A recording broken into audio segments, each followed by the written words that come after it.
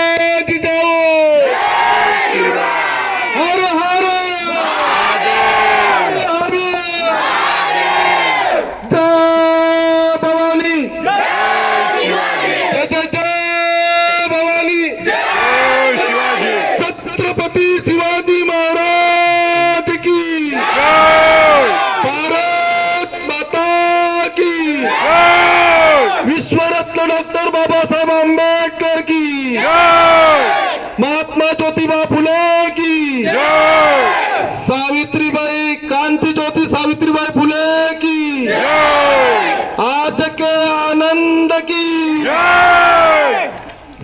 या कार्यक्रमाला उपस्थित सन्मान्य नितेशजी वांगे सर, मी यांना सुद्धा विनंती करतो आहे शब्द मार्गदर्शन आम्हाला करावं, हा आम्ही आमचा सन्मान समजू.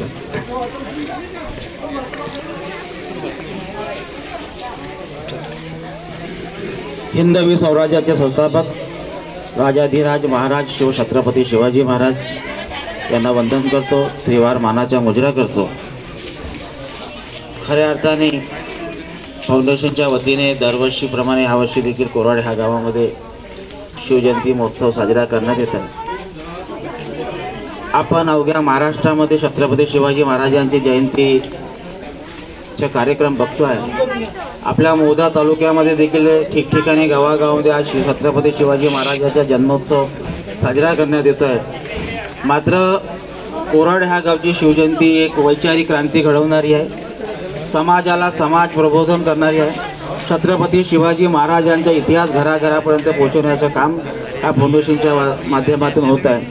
खऱ्या अर्थाने खरा इतिहास शिवाजी महाराजांच्या इतिहास हा ज्या फाउंडेशनच्या माध्यमातून कोराड ह्या गावातून जो निघाला आहे, तर तालुक्याच्या कानाकोपऱ्यापर्यंत छत्रपती शिवाजी महाराजांचा खरा इतिहास गावागावामध्ये पोहोचण्याचं काम हे जे फाउंडेशन करत आहे ते एवढं मोठं कौतुकास्पद आहे की ह्या गावामध्ये शिवाजी महाराजांचा इतिहास सांगण्याची गरज नाही आहे. आता मला असं वाटते वकील साहेब की कोराड ह्या गावापासून शिवाजी महाराजांचा इतिहास गावागावामध्ये जाण्याची गरज आहे आणि तो हे फाउंडेशन एवढं संघर्षशील आहे की शिवाजी महाराजांचा इतिहास खऱ्या अर्थाने तालुक्याच्या गावाच्या कोपऱ्यापर्यंत आणि घराघरामध्ये पोहोचल्याशिवाय राहणार नाही. एवढंच नव्हे, आपण शिवाजी महाराजांना का मानतो? वर्षानुवर्ष झाले छत्रपती शिवाजी महाराज आपल्यापासून निघून गेले, मात्र शिवाजी महाराजांचा इतिहास आपल्या पुढे आहे. शिवाजी महाराजांवरती अफाट मावळे का प्रेम करायचे? शिवाजी महाराजांच्या नावाखाली का मावळे मरायला तयार व्हायचे? का तानाजींना आपल्या, आता वकील साहेबांनी सांगितलं, का तानाजींना आपल्या स्वतः सख्या पोराचे लग्न सोडून कोंढाण्यावरती स्वारी करावी लागली? का बाजी प्रभूंना त्यांना माहीत होतं की आता जर मी इथे पावनखिंडीमध्ये जर मी थांबलो तर माझं मरण निश्चित आहे, तरीही का त्यांना असं वाटत होतं की माझा राजा जगला पाहिजे? का जीवा महाल्यांना वाटत होतं की राजे जगले पाहिजे? का हजारो मावळ्यांनी शिवाजी महाराजांसाठी स्वतः मरण गेले? नेमकं याच्यामागे कारण काय होतं? तर शिवाजी महाराज एका जातीचे नव्हते, एका धर्माचे नव्हते, एका पंथाचे नव्हते, ते रयतेचे राज्य होते. त्यांना देव देश धर्म हा एक होता. शिवाजी महाराजांच्या काळामध्ये एकही शेतकरी आत्महत्या करत नव्हता. शिवाजी महाराज हे रयतेचे राज्य होते. त्यांना खऱ्या अर्थाने शेतकऱ्यांच्या, कष्टकऱ्यांच्या, काम करणाऱ्यांच्या राज्य पाहिजे होता आणि ते स्वराज्य त्यांना निर्माण करायचं होतं. म्हणून त्यांच्या पाठीमागे जे मावळे होते त्यांनी शिवाजी महाराजांना खूप मोठं योगदान दिलं आणि त्या मावळ्यांच्या भरोशावरती शिवाजी महाराजांनी हा इतिहास रचला आणि हिंदवी स्वराज्याची स्थापना झाली. म्हणून खऱ्या अर्थाने आज ही भूमी आपली संतांची, शूरांची, वीरांची आपली ही भूमी मानली जाते आणि हा पवित्र इतिहास आपल्या पुढे आहे. इथे इतिहास सांगण्याची गरज नाही, कारण इथे इतिहासावरती प्रेम करून आणि पुन्हा नव्याने इतिहास भविष्यामध्ये इतिहास रचल्या जाणार आहे. म्हणून मी एका फाउंडेशनच्या एकाही सदस्याचे नाव घेणार नाही. सर्वश्री एवढे अमूल्य कार्य, त्यांचे योगदान आपल्या शिवाजी महाराजांच्या इतिहासासाठी आहे की त्यांचे आभार इथे मानून चालणार नाही. मी त्यांचे आभार अजिबात मानणार नाही, कारण त्यांचा जर आभार इथे थांबला, त्यांचा जर मान सत्कार इथे होत असेल तर कार्यक्रमाची कुठेतरी सांगता होईल. त्यांच्या हातातून वर्षानुवर्षापर्यंत मी मागच्या वर्षी ठरवलं होतं की सरांचं मार्गदर्शन मी ऐकलं होतं. शेवटी मी देखील अनेक वर्षापासून शिवजयंती साजरी करतो आहे माझ्या गावामध्ये, परंतु तुमची ही जी म्हणजे आपली शिवजयंती, ही जी शिवजयंती आहे, इथे ना जात आहे, ना पात आहे, ना धर्म आहे, ना पक्ष आहे. पक्ष देखील नाही आहे.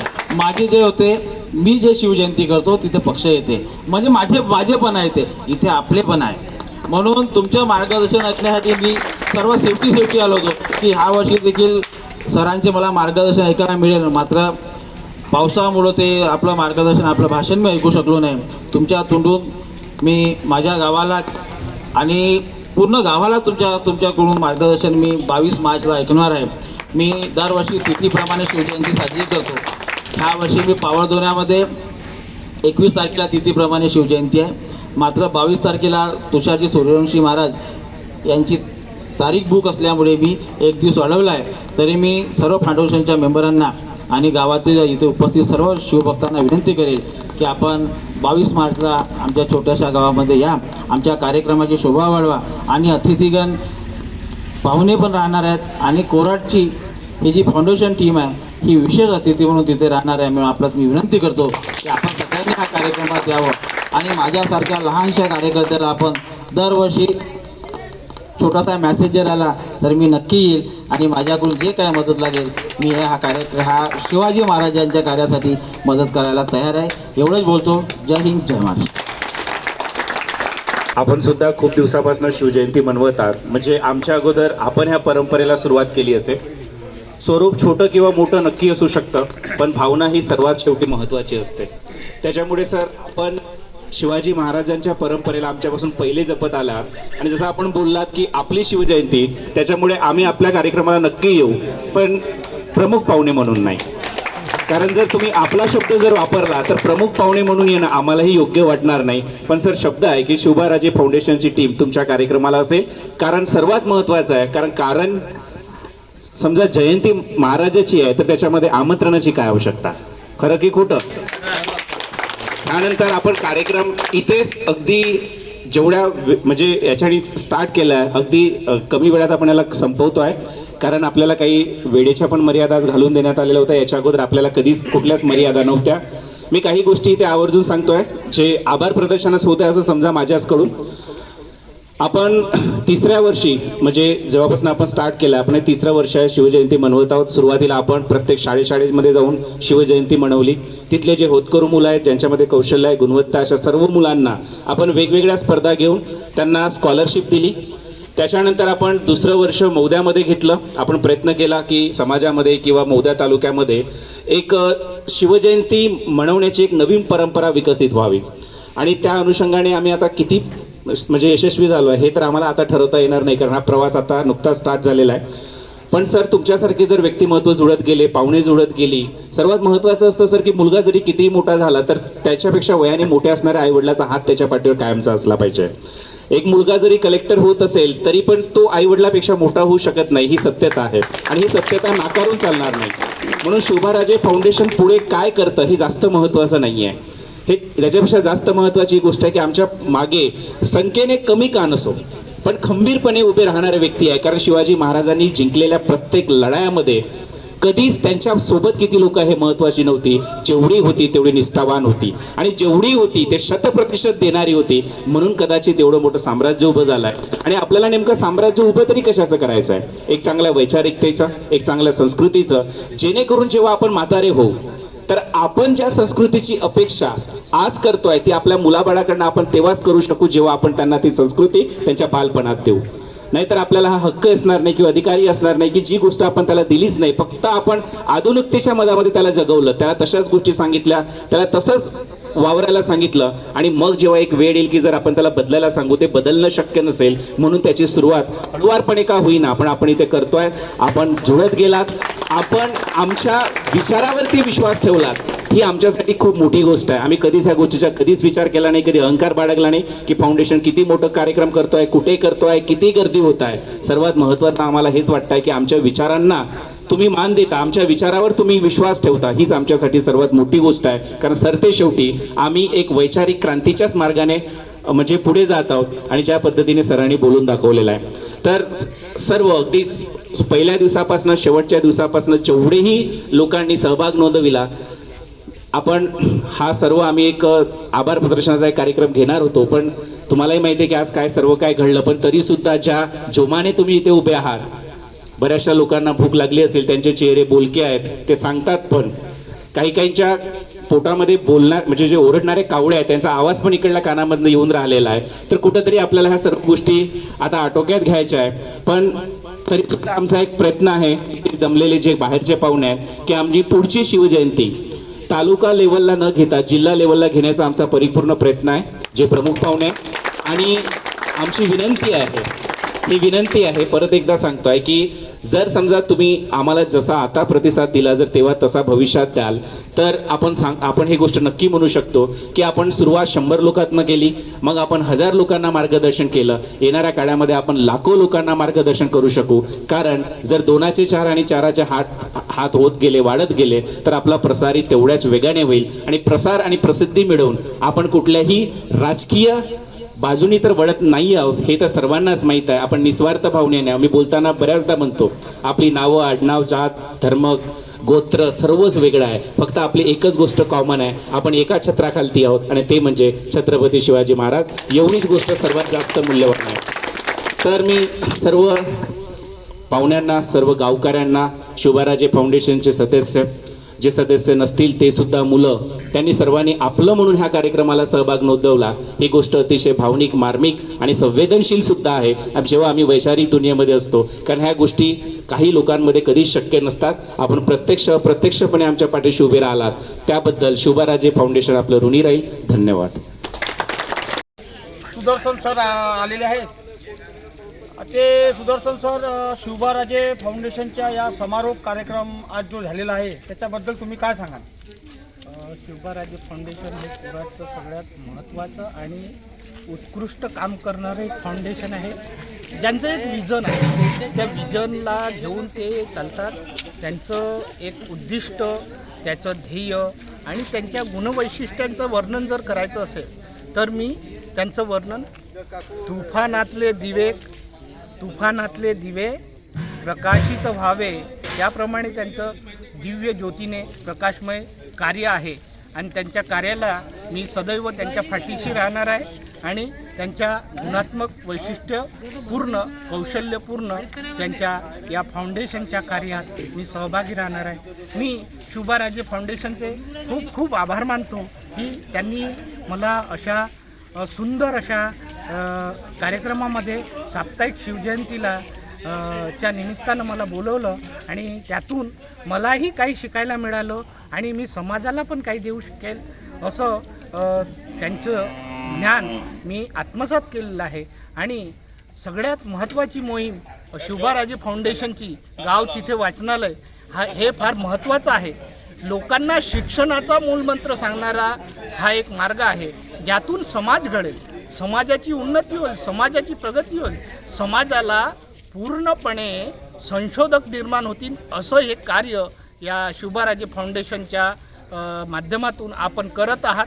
तुमच्या शुभाराजे फाउंडेशनला मी अगदी मनापासून आभार मानतो, त्यांचं अभिनंदन करतो. तुमच्या या कार्यातून अनेक व्यक्तिमत्व विकास कौशल्याचे अनेक लोक घडणार आहेत. तुमच्या इथून पर्सनॅलिटी डेव्हलपमेंटचे धडे मुलांना मिळतात.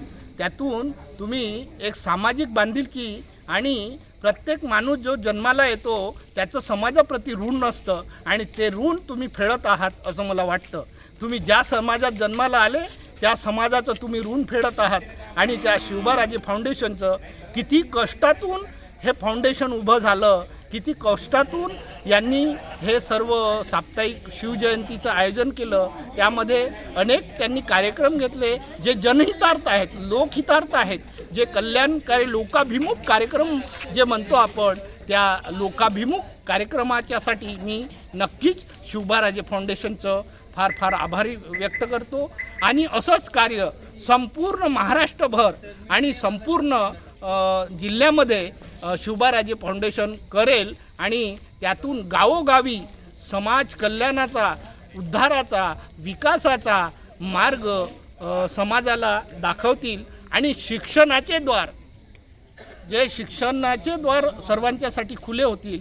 आता आपण लक्षात घेऊया की गावामध्ये ज्या जिल्हा परिषदच्या शाळा वगैरे असतात, ज्या ग्रामीण भागातील विद्यार्थ्यांना शिक्षणाची सोय नसते, असा विद्यार्थी अनेक कष्टातून तो बाहेर जातो, शिकतो, अनेक प्रकारचं शिक्षण घेतो, अनेक कौशल्य विकसित करतो, तरी देखील त्यांचा जो हे असतो तो पूर्ण होत नाही संकल्प. पण हे संकल्पपूर्तीचं काम शिवबाराजे फाउंडेशन करणार आहे. म्हणून शिवबाराजे फाउंडेशनला मी फार फार अभिनंदन करतो, त्यांचे आभार मानतो. तर हे होते सुदर्शन सर. त्यांनी शिवबाराजे फाउंडेशनला मुलाचा संदेश दिलेला आहे. पुढील वाटचालीस त्यांनी शुभेच्छा दिल्या. तर सुदर्शन सर, धन्यवाद.